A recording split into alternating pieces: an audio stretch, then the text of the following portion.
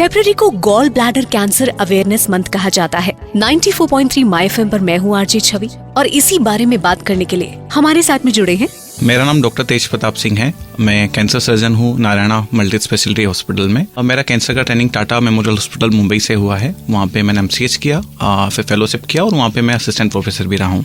Sir, gall bladder क्या है और CBD क्या है? अगर अपन मोटी भाषा में समझें तो लीवर से जो बाइल बनता है वो बाइल डक्ट्स और गोल ब्लैडर के थ्रू इंटेस्टाइन में जाता है। बाइल का जो वर्क होता है वो होता है कि खाने को पचाना। जो गोल ब्लैडर होता है वो बीच में बाइल को स्टोर करता है और उसको कॉन्सेंट्रेट भी करता है। अगर हम देखें, फरवरी जो महीना होता है ये गोल ब्लैडर कैंसर और बाइल डक्ट कैंसर का अवेयरनेस मंथ होता है। और हम अगर देखें तो अराउंड 25,000 पेशेंट्स इंडिया में डायग्नोज होते हैं इस कैंसर से। ये one of the most aggressive cancers हैं जो अपने बॉडी में होते हैं।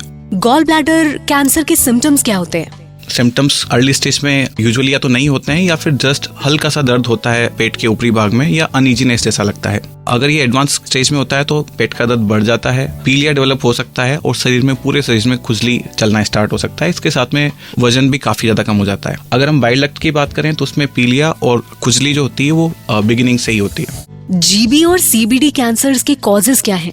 मोस्ट ऑफ द केसेस में हमें कोई स्पेसिफिक रीजन नहीं पता होता है, लेकिन जो कुछ एक फैक्टर्स हैं हम दो पार्ट में डिवाइड कर सकते हैं। कुछ फैक्टर्स जिनको मॉडिफाई नहीं कर सकते हैं और कुछ फैक्टर जिनको मॉडिफाई कर सकते हैं। अगर हम बात करें जिन फैक्टर्स को मॉडिफाई कर सकते हैं उनमें सबसे पहला है gall bladder stone. Gall bladder stone usually small size में होते हैं, वो कभी कैंसर का कारण नहीं होता, लेकिन स्पेशली अगर वो more than 2 to 2.5 centimetre size है और वो सिम्टोमेटिक है तो ये एक रीजन हो सकता है। इसके अलावा गोल ब्लैडर का कैल्सिफिकेशन, कुछ फ्लूक्स इन्फेक्शन जो कि इंडिया में काफी अनकॉमन है, और टाइफाइड कैरियर यानी कि उनका टाइफाइड सिम्टोमेटिक नहीं है बट उनमें उसके जीवाणु अभी भी मौजूद हैं बॉडी में, लंबे टाइम तक कैरियर स्टेज में है। लिवर सिरोसिस जो कि किसी भी रीजन से हो, ये यूजुअली कोज होता है इंट्राहेपेटिक कोलेंजियोकार्सिनोमा का, और ओबेसिटी। अगर हम बात करें फैक्टर्स जिनको हम मॉडिफाई नहीं कर सकते हैं उनमें है cystic disease of the bile duct जिसे हम कोलिडोकल सिस्ट भी कहते हैं, स्क्लेरोजिंग कोलेंजाइटिस।